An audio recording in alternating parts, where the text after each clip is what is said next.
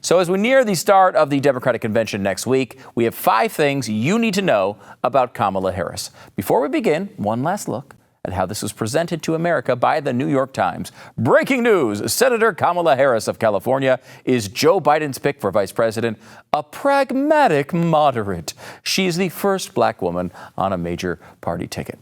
The number one thing to know about Kamala, she's not a moderate. There's some confusion on this. Some people seem to actually believe she is a moderate. Why?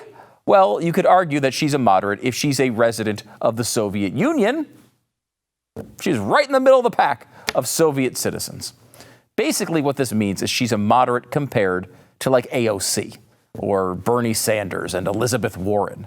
That doesn't mean she's an actual moderate or even a moderate in the Democratic Party.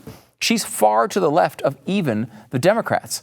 Harris has a conservative review score of 20% and a lifetime Freedom Works score of 18%, which puts her in the center left of the Democrats or the far, far left of America. The DW Nominate score is even less charitable. Each one of these dots represents a senator. Who can find Kamala? She's in there somewhere. There she is. She's almost all the way to the left of the chart. What does this mean? Well, according to DW Nominate, she is more liberal than, quote, 99% of the Senate and 97% of the Democrats in the Senate. On their chart, she is only to the right of Elizabeth Warren, and she lands in between Warren and Sanders. That's hard to do if you're not Karl Marx. The number 2 thing you need to know about Kamala, she's not pragmatic. Remember the New York Times sell of Kamala, a pragmatic moderate. Yeah, well, she's not pragmatic either. The Kamala Harris brand of pragmatism is just her ability to keep a straight face while constantly changing positions. What the Times sees as pragmatism is really Harris just saying whatever she has to grab more power. This is best illustrated by her stance on Medicare for All. She first said she would support it. Then she signed on to the Bernie plan that would make private insurance illegal. Then the very next day, she took that back.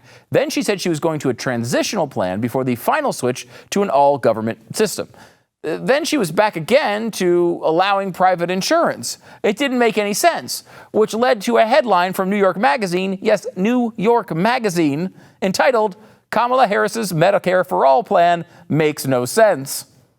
After discussing the, quote, fundamental incoherence of her ideas, New York wrote, quote, if you took Harris at her word, her legislative plan for 2021 would be to first pass a law massively cutting middle-class taxes and then pass a second law radically increasing them.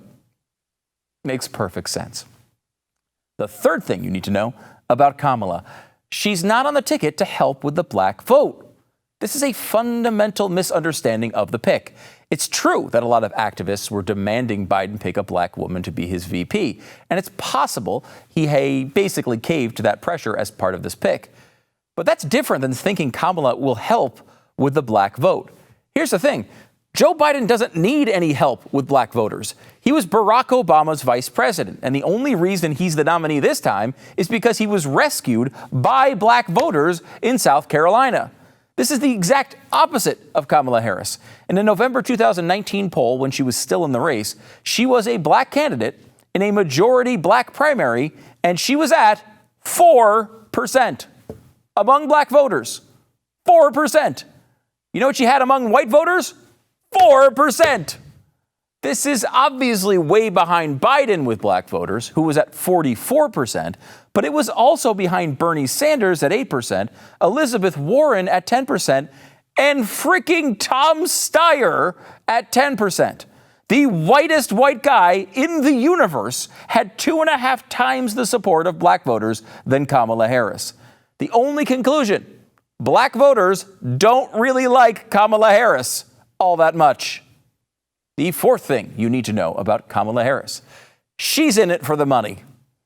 I don't mean she's in it to personally enrich herself, although that's blatantly true as well. I mean, the main reason Biden selected her is because she can bring in the cash.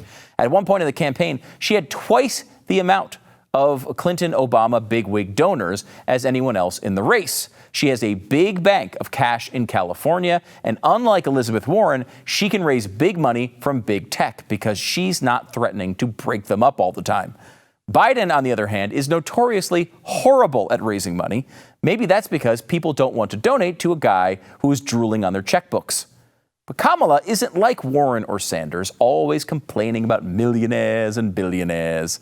Kamala will take a meeting and grab a check from any shady progressive rich dude that walks in. And in a pandemic-based campaign, where Uncle Creepy Joe, hair sniffing, his approach to campaigning, it's just not going to work. It's going to be severely limited. How many children can you walk up to and sniff their hair during a pandemic? I'm so sorry, Joe. Somebody needs to get the cash to run the commercials they've filled with lies. Kamala Harris is just the person to do it. And the fifth thing you need to know about Kamala is she must make sure that no one ever says this in her defense. Is this a tough pick to deal with if you're President Trump or Vice President Pence? Oh, absolutely. I can't. Let me tell you, you could not find a better 180 degrees off Mike Pence than Kamala Harris. Joe Biden and the Democratic Party have been overtaken by the radical left. So given their promises of higher taxes, open borders, socialized medicine, and abortion on demand, it's no surprise that he chose Senator Harris to be his running mate. Mike Pence, old school, I don't want to be in a room with a woman who's not my, mother or my wife. Kamala Harris represents everything that Mike Pence isn't. Yeah, about that. You see, you can't make fun of Mike Pence as old school, and I don't want to be in a room with a woman who's not my mother or my wife, when you're making the argument for a woman who actually had an affair with her superior while on the job. Like, your candidate literally slept her way to the top. If Willie Brown had the Mike Pence rule, we'd be talking about Susan Rice or Elizabeth Warren right now. It really is strange in this moment for the Democrats to pick a candidate that unquestionably benefited in her career from an extramarital workplace affair with a powerful man more than twice her age. Potential hashtag. Me too. Part 2. Sometimes it works out great, To be fair, the affair happened about a decade after Willie Brown was named one of 1984's 10 sexiest men in America by Playgirl magazine. So, how can you possibly avoid something that sexy? So make sure to learn that lesson, little girls. Never stand for sexual advances from your boss at work, unless you can make it work for you. Then we'll see you in the White House. Yay, feminism! Hi, Stu Bergier of Stu Does America here. Thanks so much for watching our video. Did you know you can watch our entire catalog for free right here on our channel? Subscribe now and be sure to hit the thumbs up button on all the episodes you watch, because that's how they know you like this stupid show. And that little bell in the corner as well. Make sure you click that. You'll get notifications every time we post new content. Stu Does America every weekday at 8 p.m. Eastern right here.